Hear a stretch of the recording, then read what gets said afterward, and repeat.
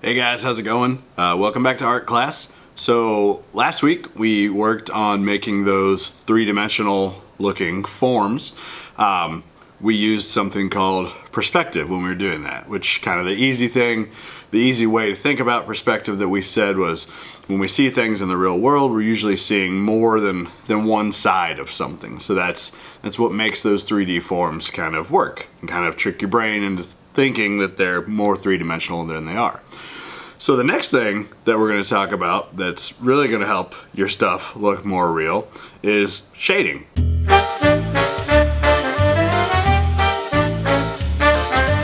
So in art, when we say that we're shading, what we're really doing is we're changing the value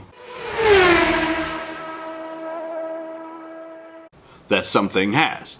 When we think of value, usually we think of money. Like if you buy a really expensive thing and it's on sale and you don't spend much money, then you got like a really good value. Well, in art, value is how light or dark something is. So that doesn't necessarily mean the color of something is going to be all the way different, but the shade of something is going to be different. Like light red looks like pink.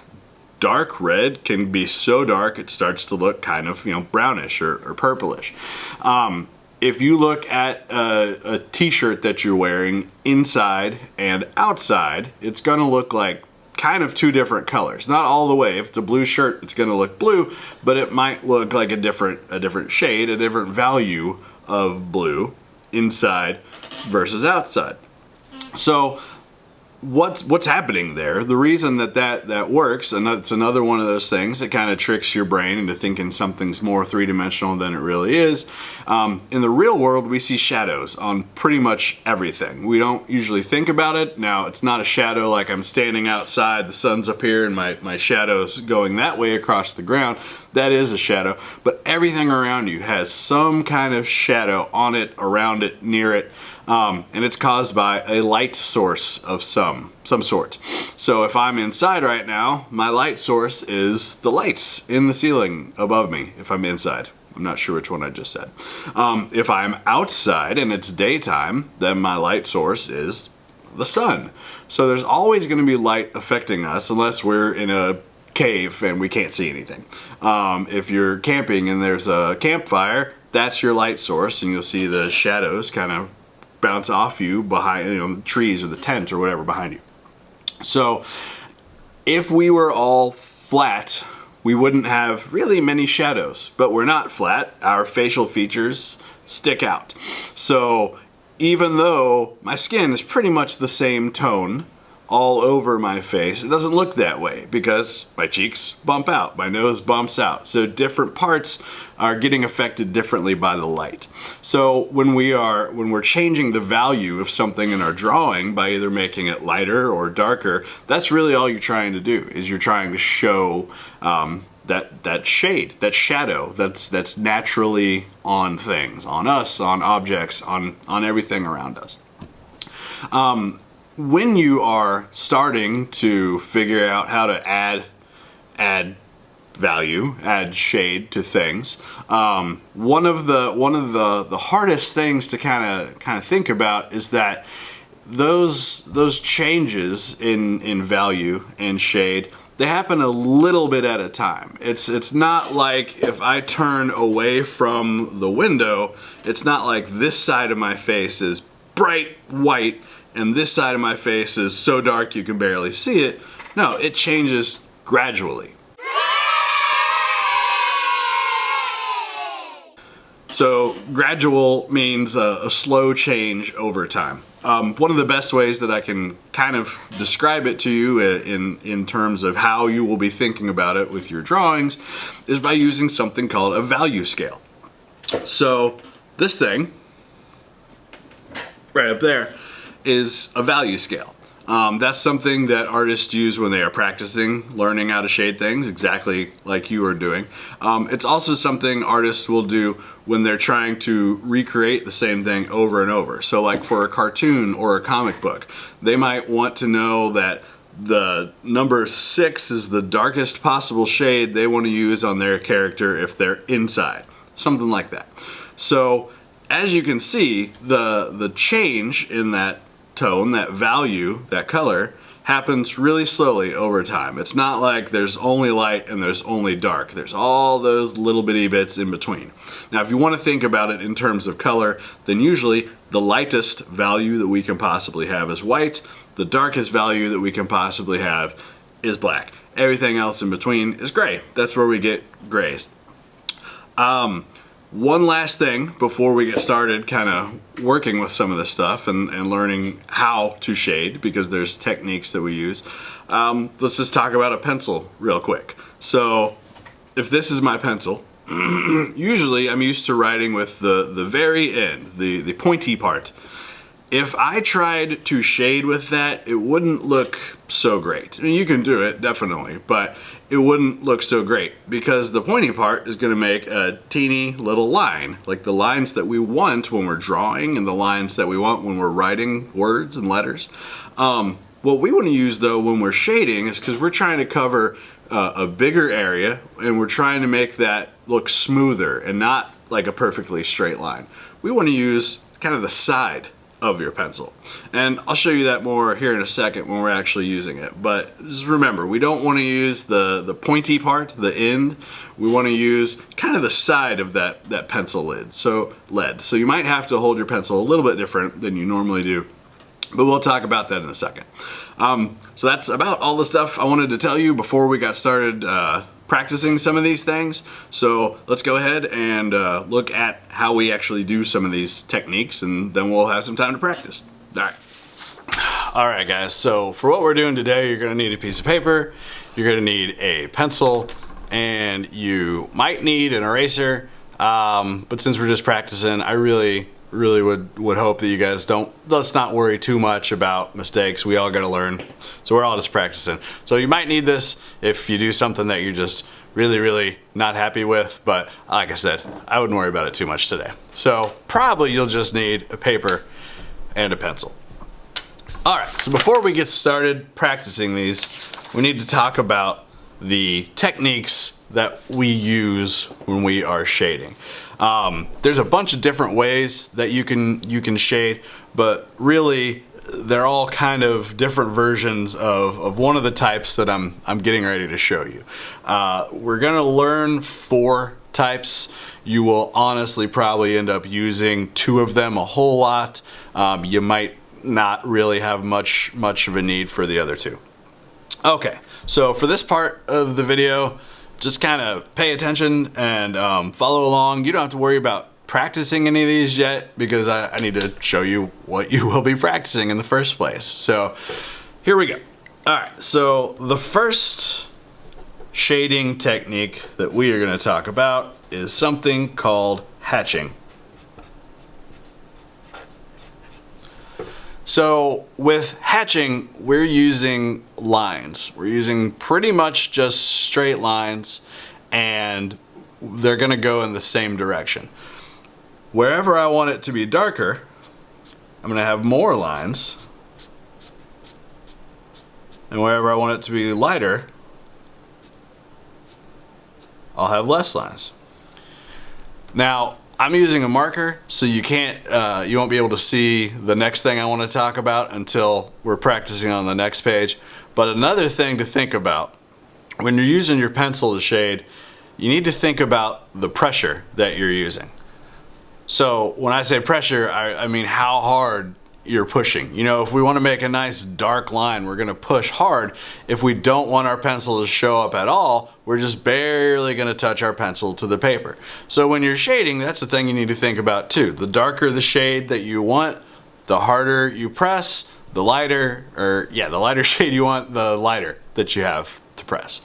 All right, so that is the first kind. Remember, hatching, we just have lines that are going pretty much all in one direction. Where you want it lighter, you have less lines than where you want it darker. This is good for flat surfaces. So like that cube that we drew, that would be a good time to use hatching. The next one is called cross hatching.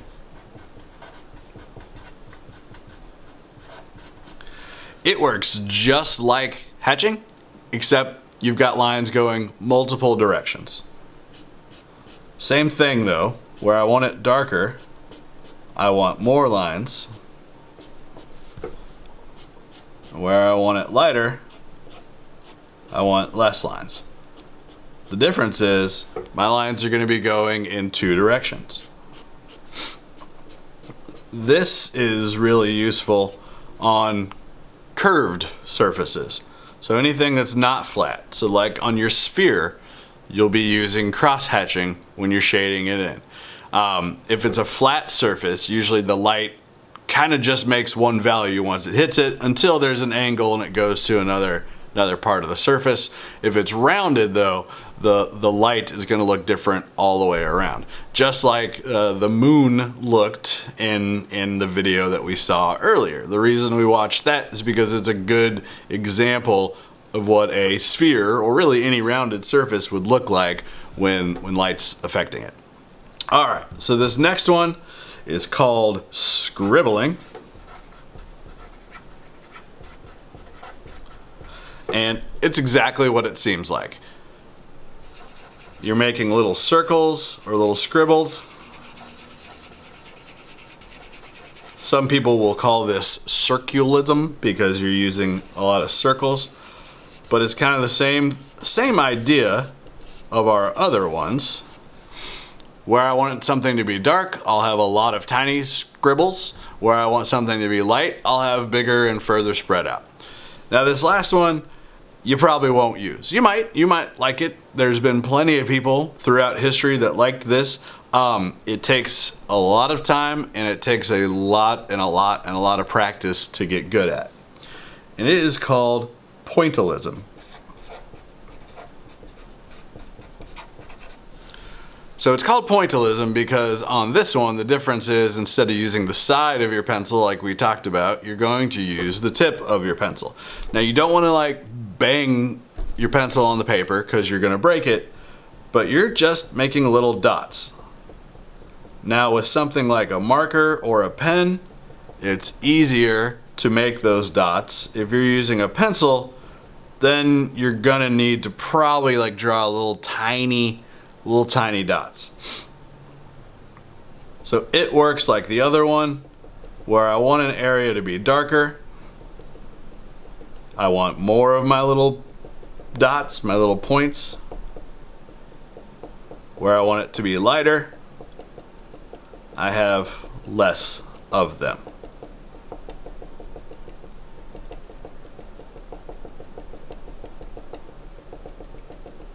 Like I said, it takes a while and it takes a whole lot of practice. Imagine how long it would take you to do an entire picture like this. And if you enjoy it, that's fine.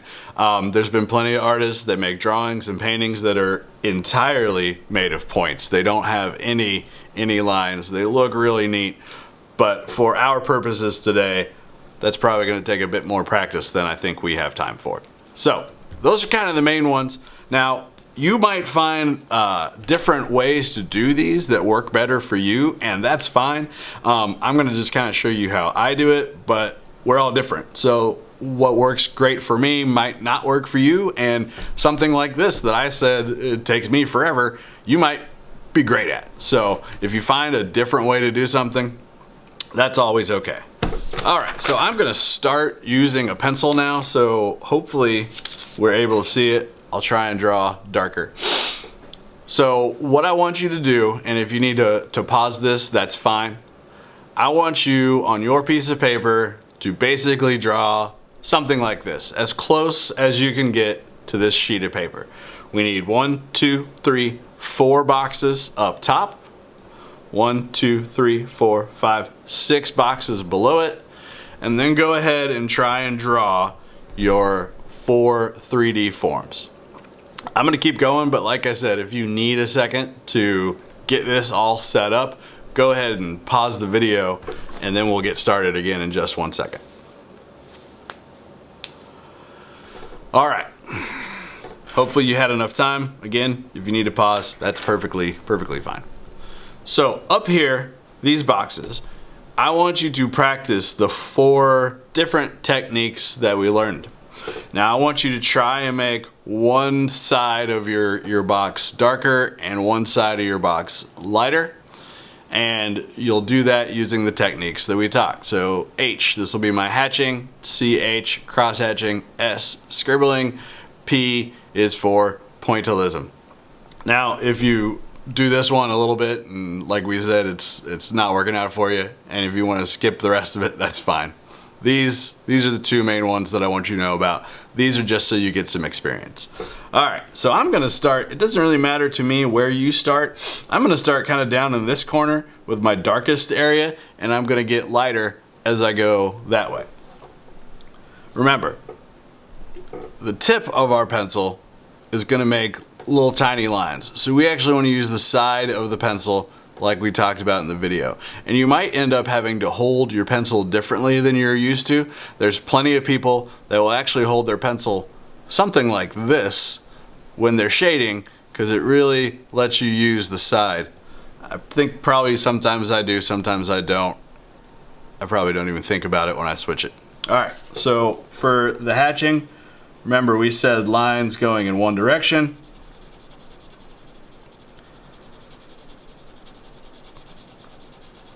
Less lines where we want it lighter. And also with the hatching and the cross hatching, that pressure that you're using that we talked about, how hard you're pushing is very important. Now if you need to pause during any of this, that's fine.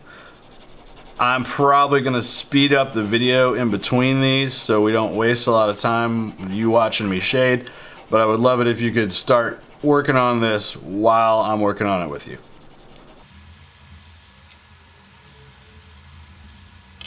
All right, so I feel pretty good about that. We've got a dark area, it gradually goes to a light area.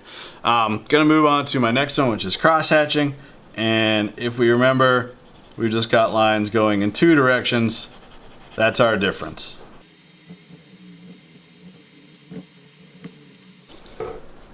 All right, so again, hatching is great for flat surfaces. Cross hatching is good for rounded surfaces. That'll make way more sense when you get down here and we start working on those.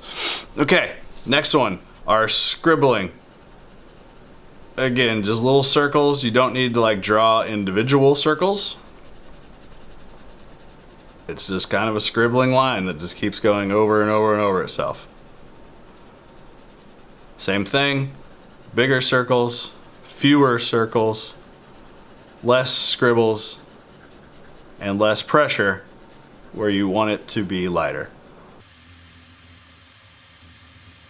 All right, so this last one, if you don't feel like you want to do this one, don't worry about it. Go ahead and skip on to the next part. But if you would like to try, it might be interesting to see what yours all ends up like. The pointillism one, like I said, is not making great dots if I do it this way, where I'm tapping. So you might need to actually just draw itty bitty tiny dots. Either way is fine. Remember, the goal is where we want it darker, there's more dots. Where we want it lighter, we have less dots. That's about all I'm going to do with that one. You can see how long it would take. Okay, so hopefully you had a chance to practice definitely these three. That one if you wanted to. Now we're going to move on and we're going to make our own value scale. So remember from the first part of the video, the value scale is what shows our different shades, our different values going from the lightest one we want to the darkest one we want. Now this doesn't always mean that it needs to go from all the way 100% white to all the way 100% black. It can be two grays on the ends. It doesn't matter. But what it does is it changes, it shows how it goes from light to dark. It doesn't matter to me which side you start on, which one you want to be dark and which one you want to be light. I think I'm gonna make this one number 1, my darkest one, and I'm gonna go to number 6 and have that be my lightest one. And if you want to, you can kind of cheat and make your lightest box blank, because that'll just be white. So then as I get darker, I'll need to put just a little bit of gray and then more gray still more gray, way darker gray, and this will be the darkest one that I have. But remember, it won't always be like all the way black. So whichever direction you want, whichever value you want to start with, dark, light, that's fine. So let's go ahead and work on those. None of these should look the same. I shouldn't have two in a row that are like exactly the same. If they're close, that's fine, but you don't want them to be exactly the same. All right, let's go ahead and get started.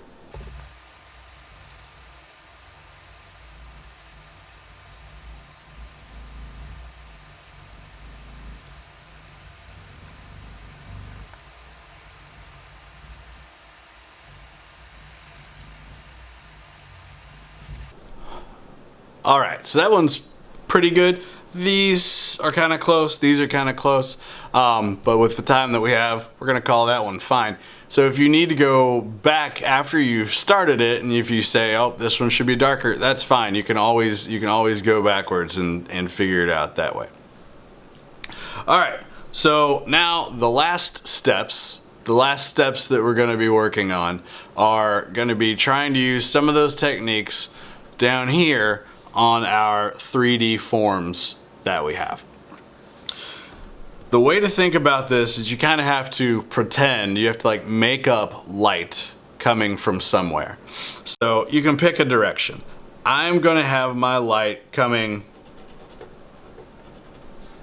that way, and it's going to be like that on all of them. So if you think about how the light would hit this box, if it's coming from the top, then the top is going to be the brightest part. This side here is still kind of in the direction of the light.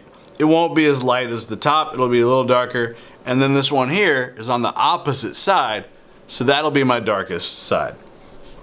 So I'm going to make just barely shade that one. I go darker on this side, and this one back here will be the darkest. All right, same one on this. This one only has two sides that I need to worry about coloring. If the light's coming from that same direction, this one will be kind of my medium dark, and this side will be the darkest. Now for both of those, I used hatching. I used lines just going in one direction. Down here, where we're going to start to have curved surfaces, you might need to do it in two directions. On my cylinder, since I only have really two sides, we would kind of think that it's just going to be two colors, but it's actually going to be a lot more. Because remember, this one, just like the video from the moon, this one's curved. So that light kind of bends around the corner. So the top part, that will still be my lightest because it's flat. Down here though, it's going to gradually get darker as it comes around the curve of my cylinder. So that side will be the lightest. And then it starts to get darker gradually until we get all the way over to this edge. And then that's the darkest part. Now after I shade in one direction, I'm actually going to come back in and I'm going to shade with almost some curved lines like this curve on my cylinder. Just on the dark areas, maybe a few in here on the light areas. But if those lines are curved, if I'm shading with curved lines also, then that's going to kind of help trick my brain into thinking that that object is more rounded than it really is. Alright, so my last one, probably the toughest one, is going to be my sphere. It doesn't have a flat spot on it. So there's not going to be one area that I can say, alright, this right here is going to be my brightest area. You kind of have to imagine where that would be. So I'm just going to kind of put a darker line here just so you can kind of see it. That, along that curve, that'll be my lightest part. It'll be medium in through there, a little bit darker in through there, and this far side will be the darkest. So if you kind of want to think about it in different phases, that's kind of how it would work out if the light's coming from up here.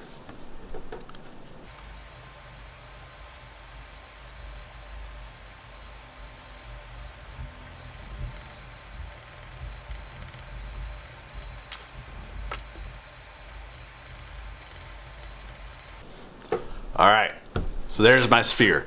All right, if you were working along with me, that's fine. If you were waiting to see what the whole example looked like, that's fine too. If you need to go back, if you need to pause, any of those things are fine. So this is it. This is the project for today. When you're done, you should have something that looks kind of like this. This is the one that I want you to take one of those Flipgrid picture video things and send to me using the button down at the bottom of the lesson.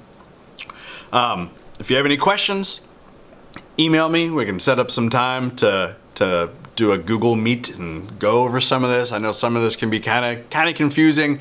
If you enjoy drawing, if you enjoy art, trust me, you'll get plenty of practice with this as you stay in art class and you get older. This is just kind of some of the basics, kind of how it works. Once you know how it's supposed to work, it's always fine to kind of tweak it, change it a little bit to make it more your style and how you feel comfortable doing it. All right, guys, I can't wait to see them. Remember, if there's any questions, just let me know.